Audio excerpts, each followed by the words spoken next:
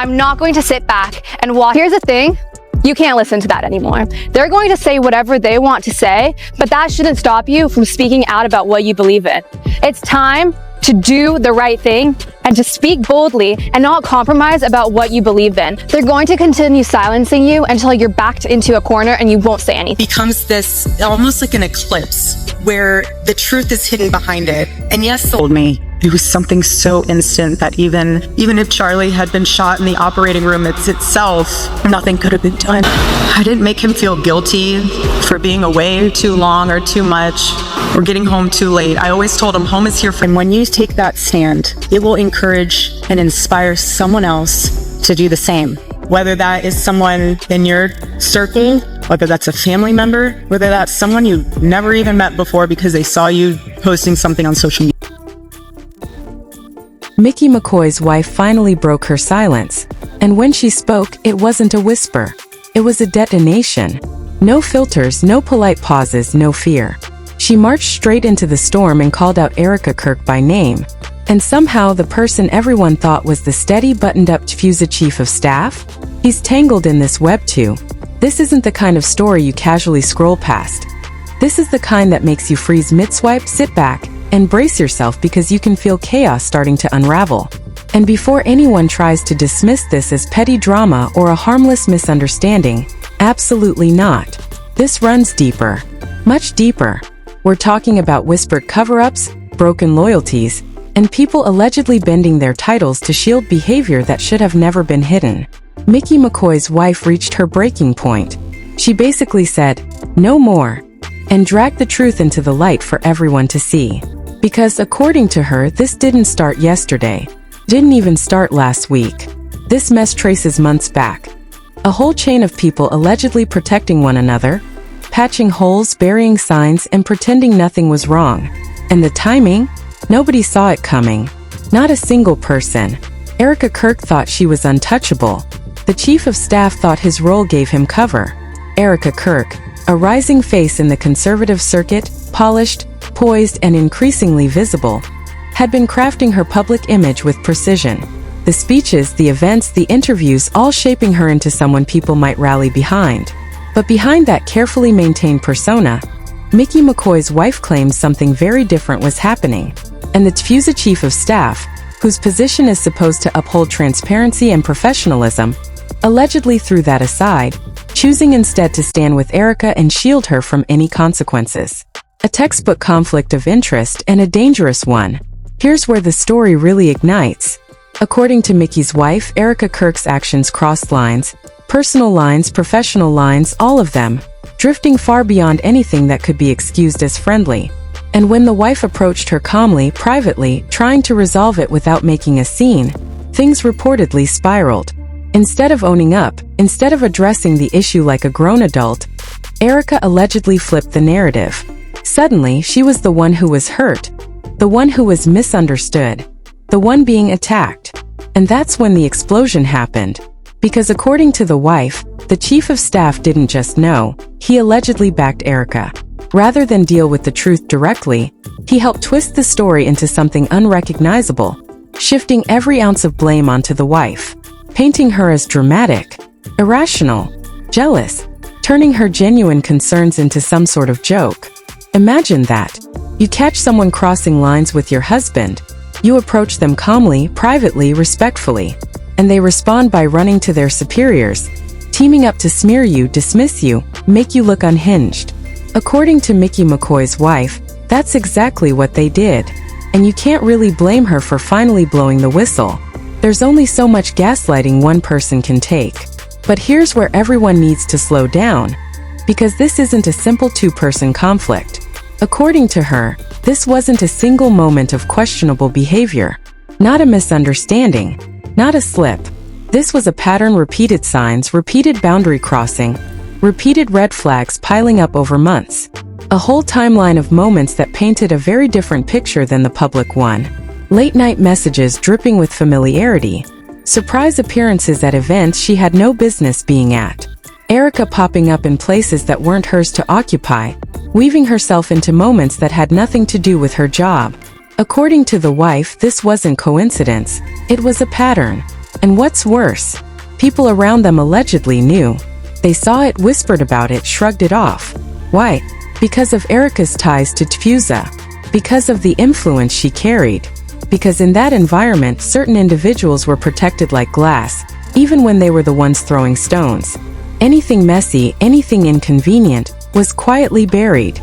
But then McCoy's wife stepped forward. And she didn't come empty-handed. She brought receipts. Screenshots, messages, timestamps, proof that didn't just hint at blurred boundaries, it screamed them. Texts far too warm, far too personal, far too bold for anything that should exist between colleagues. And those receipts didn't only expose one person's behavior, they exposed an entire culture that allowed it to simmer behind closed doors. We're talking about messages pinging through at hours that would make any spouse stop in their tracks. Words that weren't just unprofessional. They dripped with a tone no married woman would feel comfortable seeing on her husband's phone. And according to the story, the wife felt erased, disrespected, pushed aside in her own home. And here's the part that sends this story into overdrive. The moment the wife drew a line, the moment she tried to set boundaries, Erika didn't reflect. She allegedly ran straight to the chief of staff. As if she were the victim. As if the wife were the aggressor. The inversion was stunning. And now we have to address the chief of staff, because this is where the narrative goes from messy to catastrophic. According to the wife, when she attempted to handle things through proper channels, when she reached out to the very people who should keep order, she was dismissed. Not just brushed aside, shut down. The chief of staff reportedly shielded Erika with an intensity that felt unnatural, even suspicious. People in power allegedly told her to let it go, that she was reading too much into things, that she was being emotional. Picture that. You see lines crossed with your partner. You find messages that make your stomach drop. You try to deal with it quietly, respectfully. And someone in authority, someone who should protect fairness, tells you that your reality is wrong, that your instincts are foolish, that your feelings are hysteria. According to the story, that's exactly the psychological trap she was thrown into. But here comes the twist that the inner circle never anticipated. The turn that flips the entire situation upside down. What Erika and the chief of staff didn't know was that McCoy's wife had been documenting everything. All of it. Every message. Every email. Every boundary crossed. Every time she tried to resolve things and was shut down, she saved it. Not out of malice, but because she knew one day the truth would need a witness stronger than her voice alone. And when she realized they were attempting to minimize the situation, distort her concerns, and rewrite the story to her disadvantage, she made her choice. She went public. No sugarcoating. No hesitation. She laid out the evidence. And the internet went silent. Then it erupted. The proof was staggering. There were threads where Erika allegedly acknowledged stepping over the line, yet continued anyway. Texts carrying an intimacy that couldn't be excused. Messages that dripped with disrespect, even toward the wife herself, written with a tone that made it clear she believed she was untouchable. And why wouldn't she? The chief of staff had been allegedly shielding her from consequences, closing ranks around her, reinforcing the illusion that she was beyond reproach. But the wife had gathered everything crystal clear. And when those screenshots hit daylight, the entire narrative collapsed. No spin. No plausible deniability. No version where this could be dismissed as miscommunication. This wasn't gossip. This wasn't speculation. This was a documented pattern, mapped out line by line, message by message. And the content? It wasn't just inappropriate. According to the account, it was laced with contempt. There were alleged remarks where Erika spoke about the wife as if she were irrelevant, exaggerated. Someone whose feelings were nothing more than a nuisance. As if the woman whose life was being appended was a punchline. And that's only the beginning. Beneath what spilled into the public lies something deeper. Messages showing the TPUSA chief of staff and Erika strategizing together. Not to repair the situation. Not to bring clarity. But to figure out the gentlest way to make the wife step back, fade out, and eventually vanish from the narrative. Nice, in their vocabulary, meant silence her, remove her, make the problem go away by making her go away. Instead of addressing misconduct, they allegedly focused on neutralizing the person pointing it out. A tactic you see in places where image matters more than integrity, where shining the brand comes before shining light on the truth. And then comes the jaw-dropper, the part of the story that made even people following casually sit up straight. In some of the screenshots attributed to Erika, she allegedly confessed she knew she was crossing lines. She admitted awareness, yet acted with the confidence of someone shielded by an institution, as if TPUSA itself were her armor, her personal protection squad. According to the account, Erika genuinely believed, "As long as I'm tied to the organization, I'm untouchable." And for a while, it looked like she was right. The chief of staff allegedly defended her at every turn, smoothing edges, flipping narratives, filtering the story so she remained spotless no matter how chaotic things were behind the scenes. But here's where the plot shifts. The wife didn't just have evidence involving her own marriage. She had messages from other women in the same orbit. Women who claimed they too experienced uncomfortable behavior from Erika. Suddenly, this wasn't a singular situation. It was a pattern, a repeated cycle. Multiple witnesses, multiple accounts, all describing the same boundary-breaking conduct. And when that realization surfaced, the stakes skyrocketed. This wasn't just a clash between two individuals. It became a larger, haunting question. How many women felt this? How many stayed silent? How many feared they'd lose to a system designed to protect the wrong person? With this evidence, the narrative shifted from a personal dispute to an indictment of an entire environment. One where status, proximity to power, and polished public images acted like armor for troubling behavior. According to the wife, this wasn't the first time Erika allegedly blurred lines with married men inside the organization. It was recurring, predictable, and every time the wives tried to resolve things quietly, Erika reportedly slid back into the same tactic. Victim mode. Tears, innocence, confusion, as if she were somehow the one being wronged. And the organization, according to the allegations, they stood behind her as if it were instinct. Then people noticed something else. A chilling resemblance in Erika's interactions with several men in the organization. Some pointed out how her behavior echoed the infamous clip circulating of her embracing Vice President J.D. Vance at a public event. A moment that ignited a wildfire of speculation online. It was that parallel that sent the internet spiraling into a theory. Maybe the chief of staff wasn't just defending a friend. Maybe there were deeper ties, projects, alliances, mutually beneficial optics, reasons invisible to outsiders that made protecting Erika a necessity. This might not have been about loyalty at all. It might have been about strategy, about leverage, about keeping someone valuable, compliant, and safely insulated. And then came the detail that froze everyone. According to the wife, the very first time she tried to handle this privately and professionally, Erika laughed. Actual laughter, brushing off the concern like it was absurd. "It's not that serious. You're exaggerating." Imagine that moment. You see your marriage being disrespected. You approach calmly, hoping for honesty. And the person crossing the boundary looks you in the eye and laughs. As if you're the problem. As if you're inventing chaos. As if your pain is nothing more than entertainment. That wasn't just disrespect. It was a complete dismissal of her emotions, her marriage, her dignity. And according to the account, that was the moment everything inside the wife snapped into place. She realized this wasn't a misunderstanding. This was a pattern, a system, a machine built to protect the wrong people and silence the right ones. And just when everyone thought the story had reached peak chaos, another layer peeled back. And it made things even more unsettling. Erika, according to the claims, didn't stop at inappropriate messages or mocking the wife's concerns. She allegedly leveraged her platform, her connections, her status, her reach, to subtly reshape the wife's reputation. Not with direct attacks, not with blatant cruelty, but with the softest, most dangerous form of manipulation.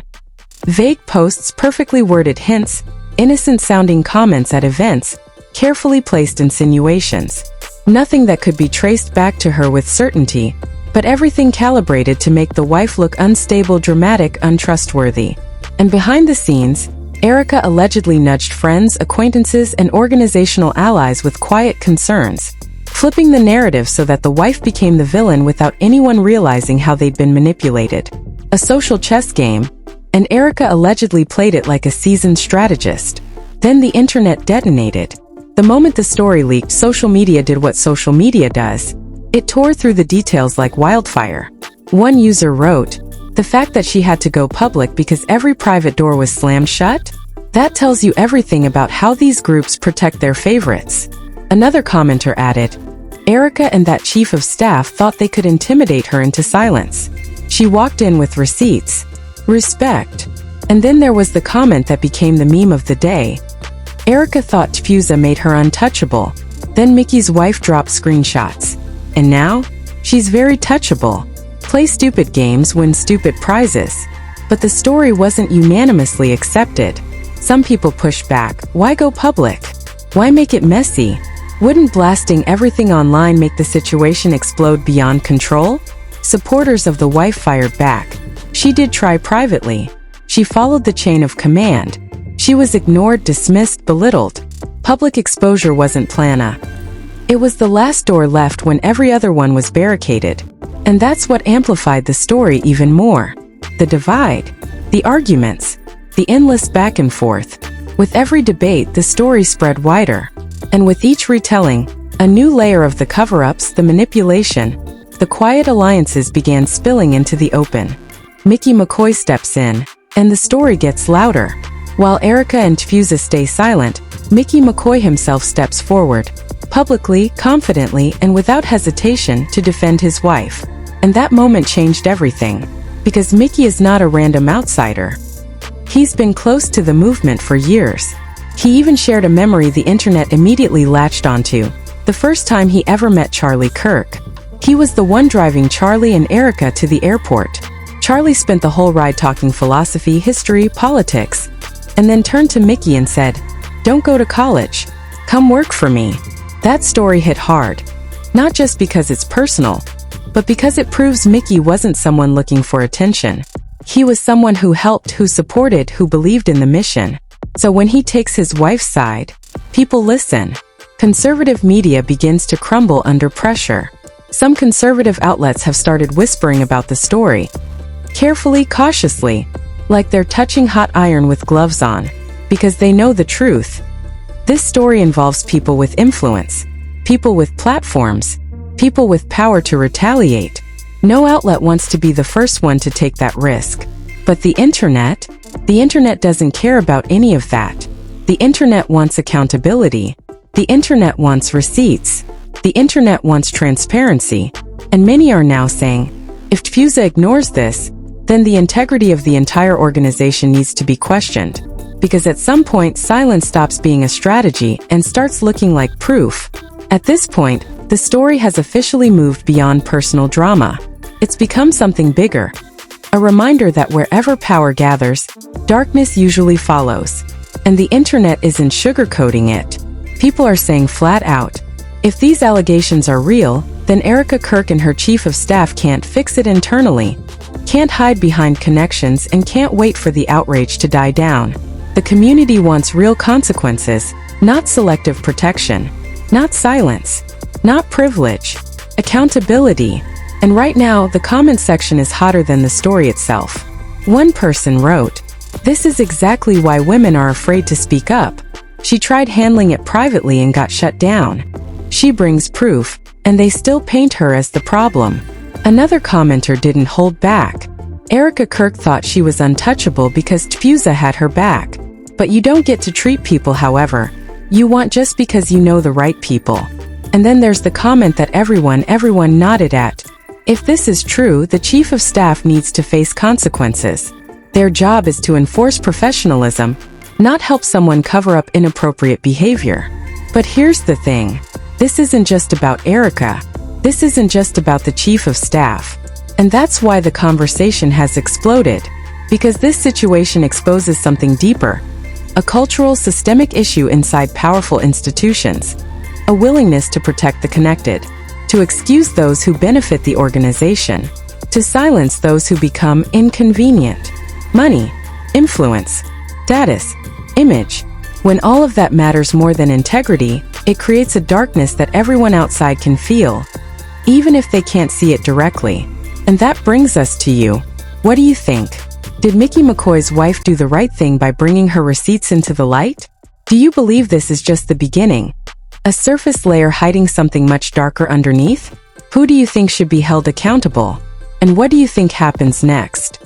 Drop your thoughts in the comments below. Because this is just the tip of the iceberg.